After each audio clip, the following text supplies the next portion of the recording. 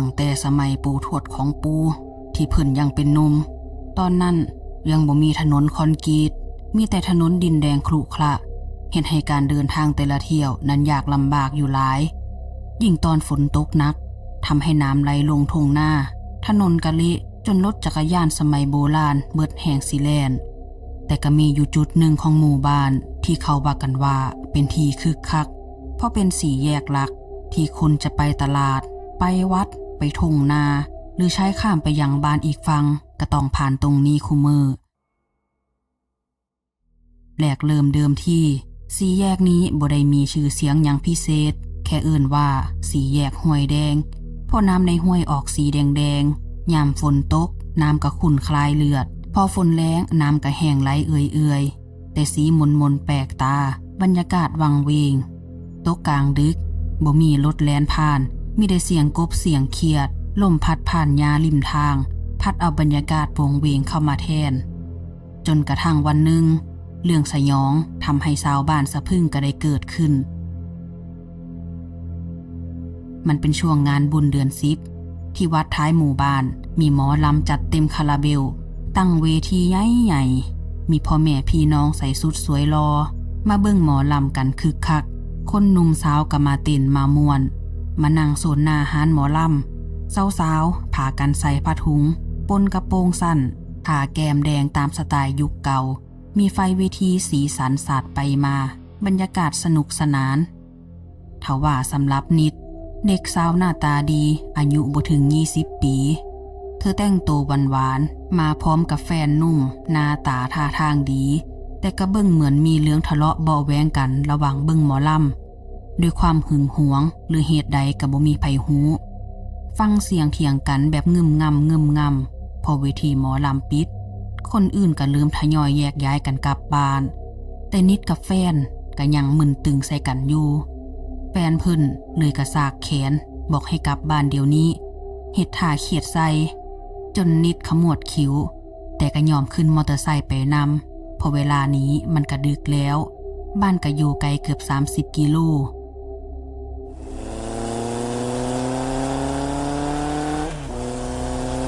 ว่ากันว่าระหว่างทางแฟนเพิ่นขี่รถเร็วกว่าปกติเหมือนกับต้องการประสดชีวิตหรืออยากเฮ็ดให้นิดยานนี่ล่ะตอนนั้นพอดีมีรถกระบะคันดำรถกับบ่มีไฟโผล่มาจากอีกฝั่งด้วยความเร็วสูงทางก็มืดตื้อพอถึงโค้งที่สี่แยกห้วยแดงมันก็พุ่งส้นเข้ากับมอเตอร์ไซค์ของนิดอย่างจังเสียงส้นโคมสนั่นชาวบ้านได้ยินกันทั่วไผนอนอยู่แถวนั้นก็ยังสะดุ้งตื่นขึ้นมากลางดึกมาฮู้ตอนเช้าอีกเถือว่าเกิดเหตุใหญ่คนตายคาที่ศพนิดกระเด็นไปอีกฝั่งของสี่แยกแต่ที่เฮ็ดให้ชาวบ้านหวาดผวาจนคุมือนี้คือศพนิดมันบ่มีหัวเพิ่นหายไปใส่กระบ่มีไผฮู้ตำรวจมาส่องหาชาวบ้านก็ย่างหากัน 3-4 มื้อก็บ่เห็นทั้งคลองห้วยทั้งริมทุ่งนาทางหญ้ารกทึบก็บ่เจอแม้แต่เงาหรือกลิ่นเลือดหมาละแวกนั้นก็บ่เห่าบ่ฮ้อนเหมือนหยุดนิ่งไผเห็นสภาพศพต่างพากันปิดปากย่านจนขนหัวลุกนับจากมื้อนั้นเป็นต้นมาสี่แยกห้วยแดงเลยได้ชื่อใหม่ว่าสี่แยกผีบ่มีหัวพออื่นแบบนี้ไปมาไผสิผ่านยามดึกเป็นอันต้องขนพองสยองเก่า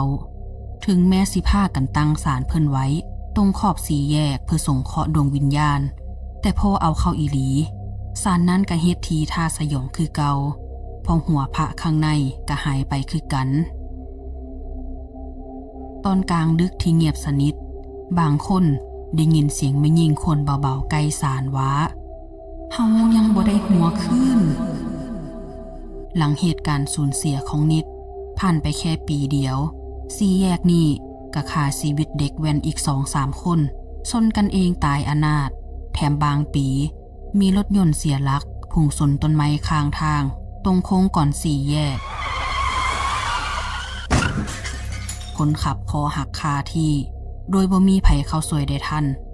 ชาวบ้านก็เลยยิงเสื้อนักเข้าไปใหญ่ว่าผีตัวนั้นอาจบ่ได้ต้องการแค่เอาชีวิตแต่สิ่งที่มันอยากได้คือหัว เพื่อจะได้คบเหมือนคนอื่น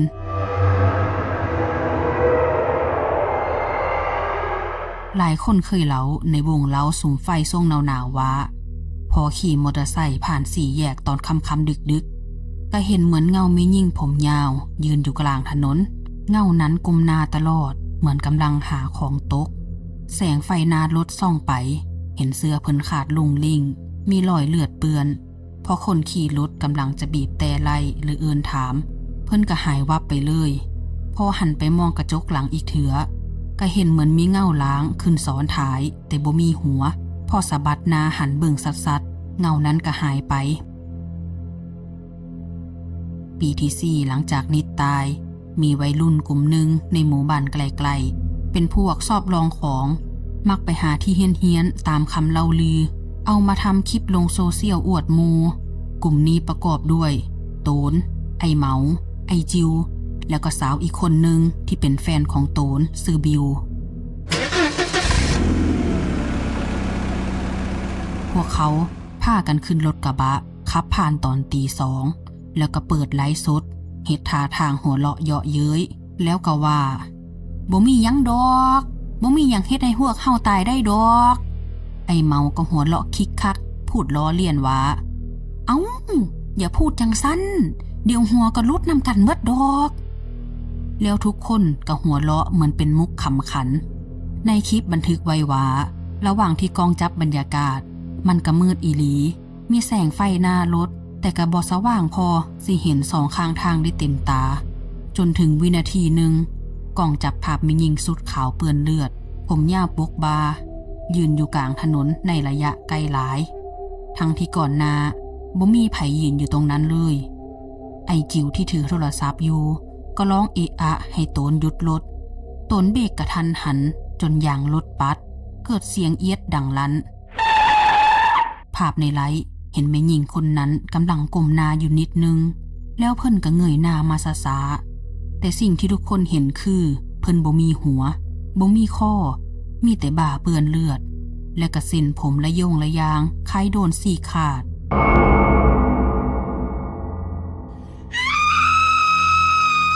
เสียงกรีดร้องของบิวดังลั่นจนกองสะเทือนกระตุกไปมาจากนั้นภาพในคลิปก็ตัดดับไปทันทีวันต่อมาสาวบ้านผ่านไปเจอรถกระบะคันนั้นพลิกคว่ำอยู่ข้างถนน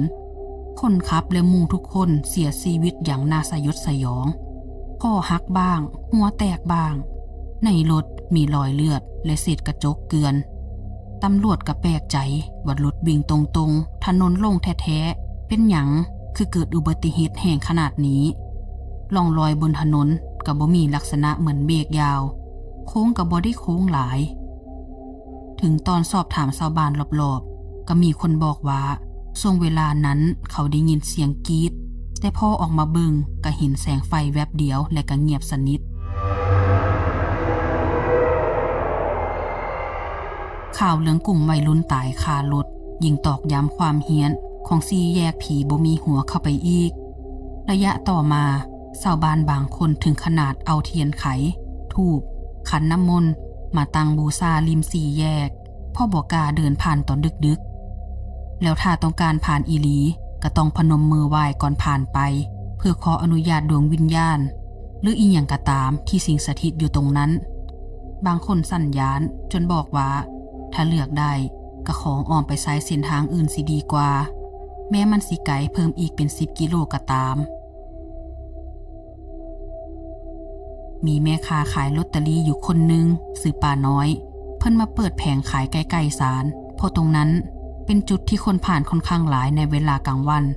แล้วบางทีก็มีลูกค้าละแวกตลาดหรือลูกค้ารถโดยสารประจำทางลงตรงสี่แยกนี้ป้าน้อยเล่าว่าตอนนั้นฟ้ามืดครึ้มแต่มันก็ยังบ่ดึกมากมันก็ประมาณ1 ทุ่มนั่นแหละ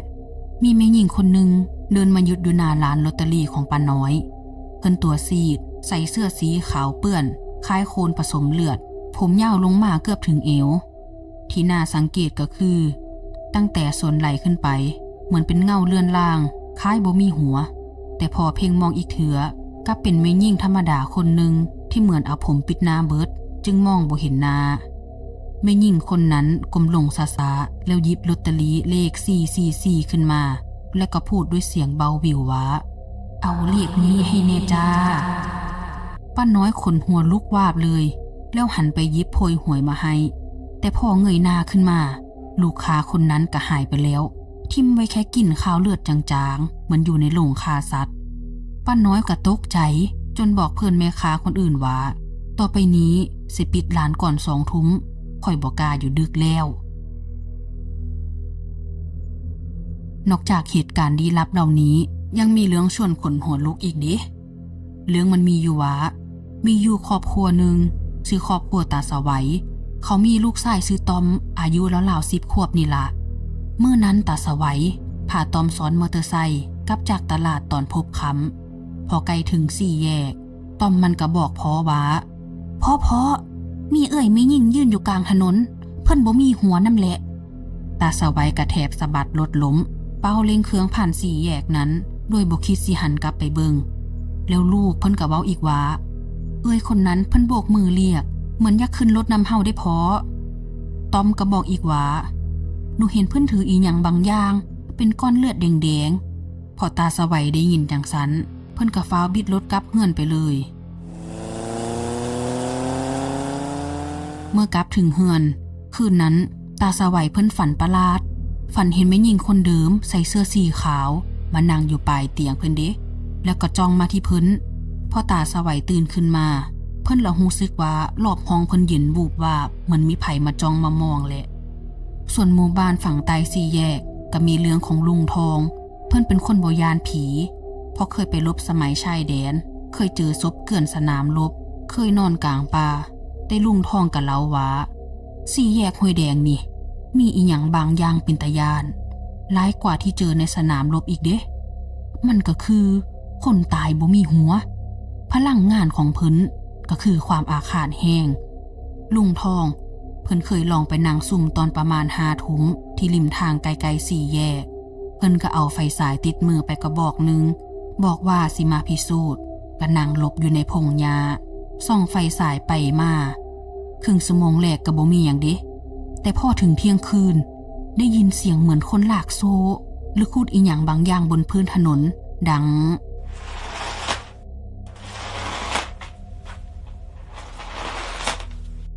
ลุงทองก็เลยหันไฟฉายออกไปส่องเบิงเพิ่นเลยเห็นเงาแม่หญิงคล้ายคนเดินโซเซลากขาอยู่ห่างเพิ่นประมาณ10 เมตรแม่หญิงผู้นั้นผมเพิ่นก็ยาวปกหน้าเพิ่นมีท่าทางเหมือนกำลังหาอีหยังบนถนนมือคว้านไปมาตามพื้นดินแล้วทันใดนั้นไฟฉายก็เหมือนกระพริบดับอยู่หลายเถือจนลุงทองเริ่มใจคอบ่ดีจังหวะเดียวกันนั้นภาพตรงหน้าก็หายวับเหลือแค่ถนนว่างเปล่าอันลุงทองหันมามองรอบๆอีกเถื่อก็พบว่าฝั่งที่แกยืนแทนที่สิเป็นหญ้าต่ำๆกลับกลายเป็นหญ้าลุงลังปกคลุมเพิ่นมืดสนิทเหมือนแกถูกพาไปอีกโลกนึง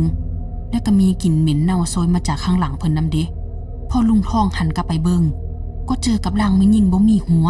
มายืนจ้องจังก้าบ่ถึง1 เมตรยดเลือดเปื้อไปทั่วเสื้อเกิดเป็นภาพที่แกบอกว่าสยองขวัญที่สุดในชีวิตลุงทองเพิ่นก็ร้องลั่นโอ้ยซอยแน่เสียงแกก็สะท้อนอยู่ในความมืดแกบอกว่าในตอนนั้นแกพนมมือลนลานขอขมาขออโหสิกรรมบอกว่าให้อภัยแน่เด้อไปบ่ได้ตั้งใจมาลบลูพอเพิ่นพูดจบก็ได้ยินเสียงอื้อแหวกอากาศเหมือนกับคนกำลังทรมานเดินร้องออกมาผ่านลำคอความเฮี้ยนมันกระทำให้อากาศรอบตัวเย็นเสียบทั้งที่เป็นฤดูร้อนเหงื่อลุงทองเพิ่นก็แตกพักแล้วภาพแม่หญิงคนนั้นก็หายไปเหมือนทุกอย่างเลือนกลับไปสู่ความเป็นจริงป่าหญ้าหกรอบข้างพื้นก็กลับกลายเป็นพงหญ้าต่ำๆเหมือนเดิมไฟฉายแกก็ติดสว่างเหมือนเดิมบ่มีอันใดเสียแกก็งงว่าตกลงมันเป็นภาพหลอนไปเองหรือว่าผีอีหลีจนสุดท้ายแกปิดไฟฉาย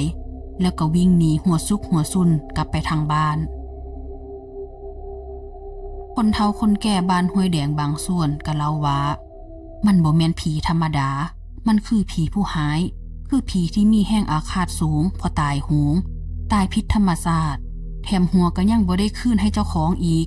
วิญญาณก็เลยบ่สงบแล้วก็เล่ร่อนไปตามถนนปล่อยขอหัวคืนจากผู้คนการตั้งศาลเพิ่นเอาไว้ที่สี่แยกนั้นเดิมที่มีองค์พระพุทธรูปน้อยๆปางสมาธิปกติแต่มาคราวหนึ่งตอนกลางดึกก็เกิดฟ้าผ่าเปี้ยงลงมาที่กลางศาลพอชาวบ้านไปเบิ่งก็เห็นว่าหัวพระเพิ่นหายไปแล้วสภาพเหมือนโดนอีหยังสักอย่างกระซากออกไปบางคนบอกว่าผีบ่มีหัวอาจสิเอาไปก็ได้เพราะมันต้องการหัวมาใส่ให้ตัวเองมันท้าทายพระพุทธรูปที่ชาวบ้านเอามาไว้ในศาลว่าเพิ่นบ่ได้ย่านหยังเด้ความลึกลับนี้ยังคงเป็นปริศนาไผสิเอาหัวพระใหม่มาใส่ก็มักสิเกิดเหตุแปลกๆเซนคนในบ้านป่วยและก็ทะเลาะเบาะแว้งกันชาวบ้านก็หมดหนทางแก้จนหลังๆก็ปล่อยให้ศาลบ่มีหัวอยู่จังซั่นนั่นแหละต่อมามีพระธุดงค์รูปหนึ่งผ่านมาแถวสี่แยกตอนไกลลุงเพิ่นรู้สึกถึงพลังบางอย่างที่หนักอึ้งเลยหยุดนั่งภาวนาอยู่หิมทางเช้าวันต่อมาชาวบ้านพบเพิ่นนอนหมดสติอยู่นอกศาลาพักรถพอพาไปผสมพยาบาลพอเพิ่นฟื้นขึ้นมาและเพิ่นก็เล่าเพียงว่าในสมาธิข้าพเจ้าเห็นหญิงไร้หัวเดินร้องไห้อยู่รอบๆสี่แยกเหมือนกำลังตามหาสิ่งที่หายแล้วเพิ่นก็ย้ำว่าพลังนี้แห้งบ่มีวี่แววจะสงบลงง่ายๆพอพระเพิ่นพูดจบเพิ่นก็ขอไปที่อื่นต่อบ่ขออยู่ที่นี่นานบ่ว่าสิเป็นจังใดสี่แยกห้วยแดงก็ยังเป็นเส้นทางที่ผู้คนต้องใช้สัญจรชาวบ้านบางส่วนถึงแม้สิย้านแต่ก็เลี่ยงบ่ได้ถ้าต้องไปธุระขนของหรือไปส่งลูกหลานที่โรงเรียนก็ต้องผ่านเส้นทางนี้อยู่ดีก็เลยเกิดเป็นธรรมเนียมขึ้นมาว่าพอถึงสี่แยกนี้ต้องบีบแต่3 เทื่อหรือยกมือพนมอธิษฐานสั้นๆว่าขอให้ผ่านไปโดยปลอดภัยอย่าได้มีเหตุอันใดเลยหลายคนว่ามันเป็นการขออนุญาตและบอกกล่าวกับวิญญาณให้ซอยเปิดทางบางคนเวลาเดินทางคนเดียวก่อนสตาร์ทรถหรือสวมหมวกกันน็อกสิหยิบของเล็กๆน้อยๆเศษเงินเหรียญ5เหรียญ10ไปวางไว้ข้างทางบริเวณศาลเหมือนให้ค่าผ่านทางบางคนลืมทำพอตกกลางคืนก็ฝันเห็นแม่หญิงผมยาวในสุดเลอะเลือดมายืนซี่หน้าโดยท่าทางเกี่ยวกาดพอรุ่งเช้าก็พากันฟ้าวกลับไปทำพิธีขอขมาที่ศาลกันอย่างไวมีตำนานอีกกระแสหนึ่งว่ามันบ่แม่นแค่ผีนิดแต่มันมีหลายดวงวิญญาณมาซุ่มกันอยู่ฟังแล้วก็ยิ่งหลอนนักเข้าไปอีกชาวบ้านกลุ่มหนึ่งเคยลองเชิญหมอธรรมมาทำพิธีเชิญวิญญาณจากคำบอกเล่าของหมอธรรมว่าตรงสี่แยกห้วยแดงนี้มีวิญญาณวนเวียนอยู่10 กว่าดวงบางดวงเกิดอุบัติเหตุรถชนเสียชีวิตบางดวงถูกฆ่าตายแต่ไร้คนสนใจหมอธรรมบางคนว่าถ้าสิให้สงบคงต้องทำบุญใหญ่หรือย้ายสี่แยกออกไปเลยแต่ไผสิย้ายได้ทางหลวงสายใหญ่ขนาดนี้จึงต้องปล่อยเป็นตำนานผีเฮี้ยนที่เราสืบต่อกันมาสำหรับเรื่องสี่แยกผีบ่มีหัวก็จบลงเพียงเท่านี้ถ้าไผมักก็กดไลค์กดแชร์ให้เด้อจ้าหรือถ้าไผอยากฟังเรื่องเล่าเรื่องอื่นๆต่อจากนี้ก็กดแจ้งเตือนและกด Subscribe ไว้ให้ด้วยเด้อจ้าสิขอบใจหลายๆสำหรับคลิปนี้นุ่นก็ขอลาไปก่อนเด้อจ้าบ๊ายบาย